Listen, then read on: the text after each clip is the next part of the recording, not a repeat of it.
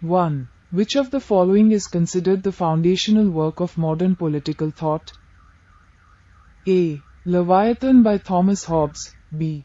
The Republic by Plato. C. Nicomachean Ethics by Aristotle. D.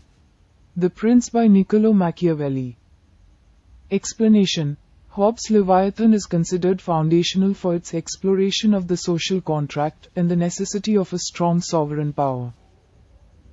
2. The theory that the state arises from a social contract among individuals is most associated with A. Plato. B. Niccolo Machiavelli. C. Jean-Jacques Rousseau. D. Thomas Hobbes. Explanation.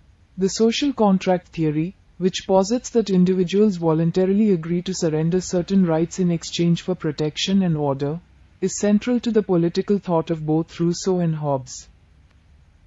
3. Which of the following best describes the concept of natural rights, as understood by John Locke?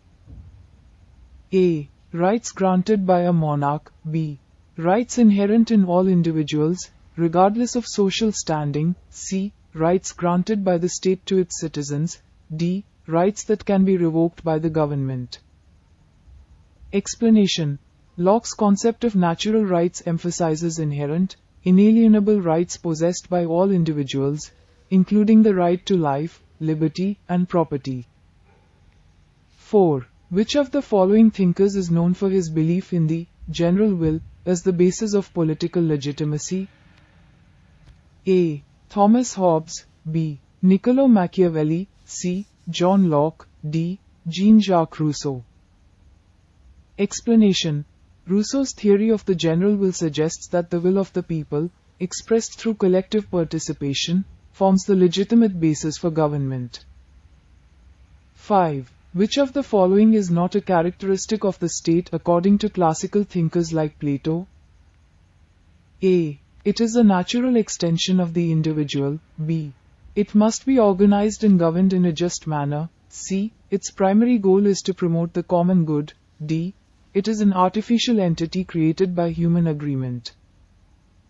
Explanation. Classical thinkers viewed the state as a natural or organic entity, not solely as an artificial construct of human agreement, like the social contract theorists did.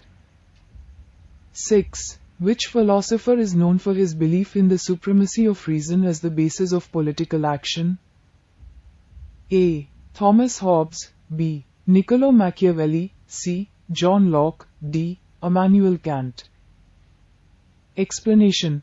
Kant emphasized the importance of reason and moral principles in shaping both individual behavior and political structures.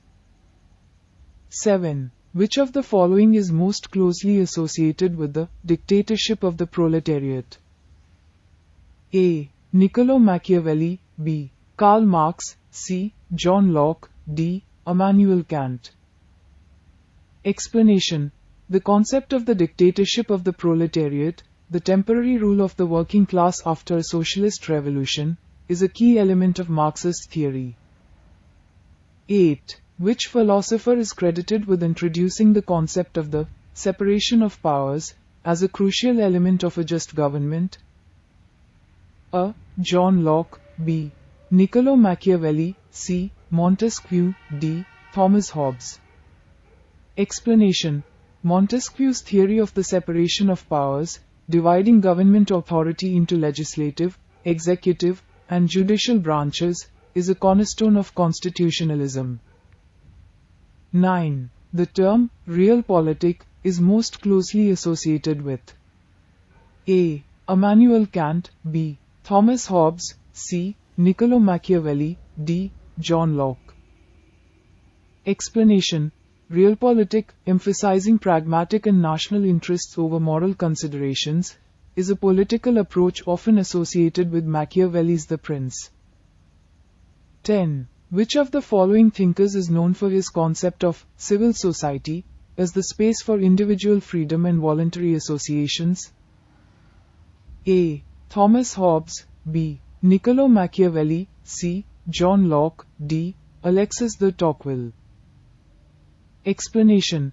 Tocqueville's analysis of American democracy emphasizes the role of civil society in fostering individual freedom and political participation.